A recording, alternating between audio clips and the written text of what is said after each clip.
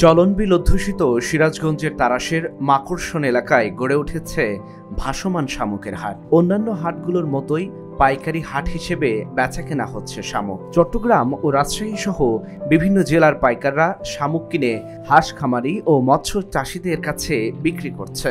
আর চলনবিলে মাছ কমে যাওয়ায় শামুক বেচাকেনা করেই জেলেরা তাদের জীবিকা নির্বাহ করছে। সন্ধ্যা রাইতে যা শামুক মারি, শামুক মারার পর সারা রাত মারার পরে সকালে এসে এই জায়গা বিক্রি করি। শামুকটা মনে করেন যে ধরতে অনেক কষ্ট হয়, আমরা তারপরে ধরি হাঁসের জন্য। হাঁস প্রধান খাদ্য শামুক। এই শামুকটা আমরা ধরে হাঁসে খেলে পারে সর্বোচ্চ ভালো। জেলেরা বলছেন প্রতিদিন সন্ধ্যার আগে 4 থেকে 5 জনের একটি দল নৌকা ও জাল নিয়ে চলনবিলে যায়। সারা রাত জাল ফেলে শামুক ধরে।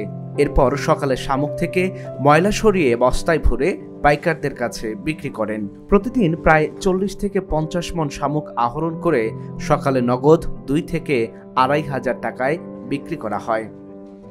বিভিন্ন জায়গা থেকে পাইকার আসে, যেরকম রাজশাহী থেকে আসে, চিটাগাং থেকে আসে, চট্টগ্রাম, সিরাজগঞ্জ, রাজশাহী, বিভিন্ন এলাকায় থেকে পাইকার আসে।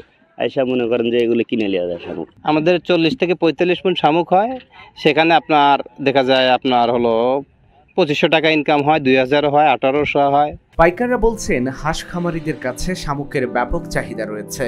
এই কারণে জেলেদের কাছ থেকে শামুক কিনে দেশের বিভিন্ন জেলার হাঁস খামারিদের কাছে বিক্রি করা হয়।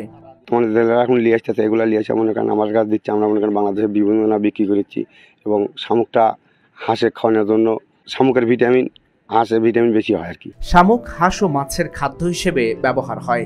এছাড়া শামুক হাঁসের মাংস বৃদ্ধি করে এবং ডিমও পুষ্টিগুণ সম্পন্ন হয়। পাশাপাশি জমিতে উর্বরতার কাজে শামুক খুব উপকারী হিসেবেও কাজ করে বলে জানান উপজেলা মৎস্য কর্মকর্তা। শামুক মাছের খাবার হিসেবে ব্যবহৃত হয়, চিংড়ির খাবার হিসেবে ব্যবহৃত হয়। আবার আমাদের যে হাঁস আছে সেখানেও এই শামুকটা ব্যবহার করা হয়। আবার আপনি এটাও জানেন যে আমাদের এই শামুকের ক্যালসিয়াম, ম্যাগনেসিয়াম আছে, সেটা মাটির উর্বরতা বৃদ্ধি করে।